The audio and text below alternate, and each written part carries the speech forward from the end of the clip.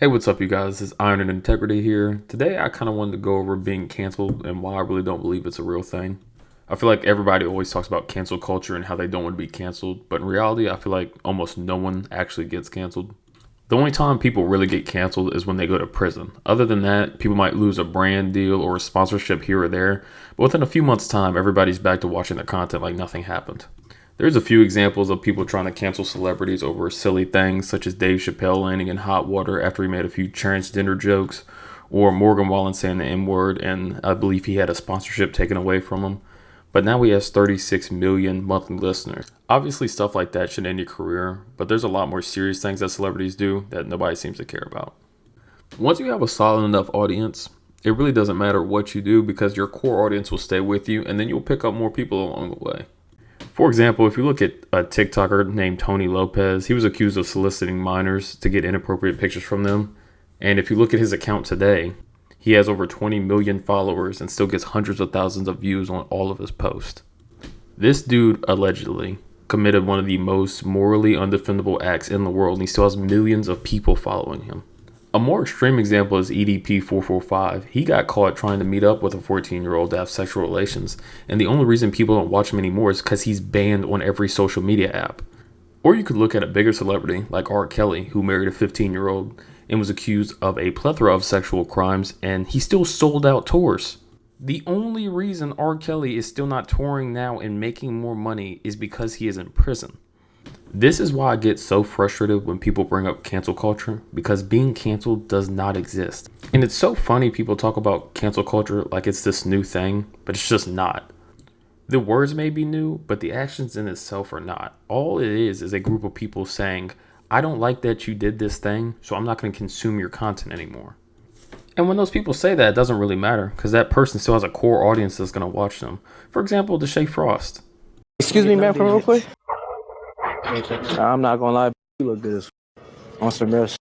Like I'll right now. With your mom?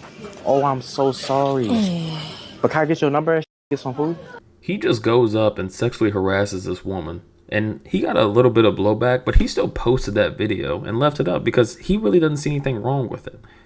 Him uploading that clip to his channel just goes to show that he really doesn't care about what he did. And he's not sorry that he did it. Because he's still going to get views, he's still going to get more followers, and people.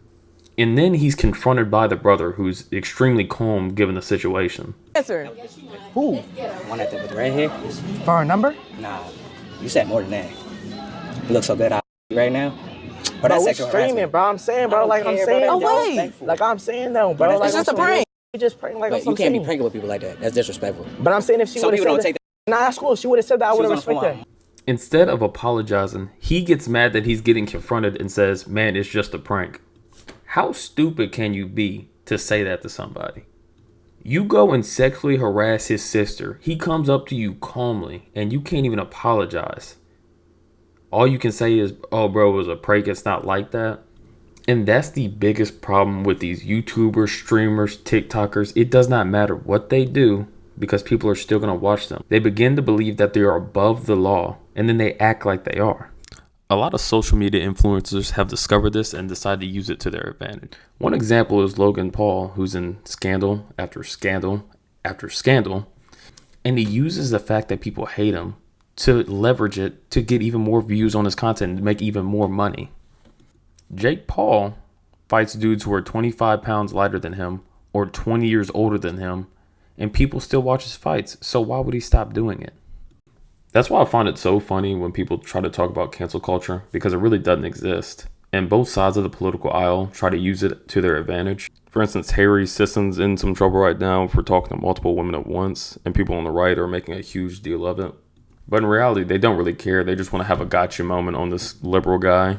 It's the same thing when liberals got fake outrage for Morgan Wallen saying the N-word, knowing they probably said it 1,000 times while they were singing in their car.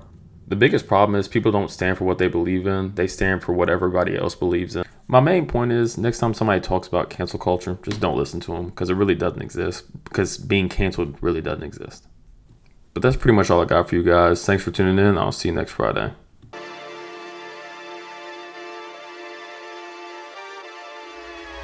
Why do they doubt the kid? Artlist.io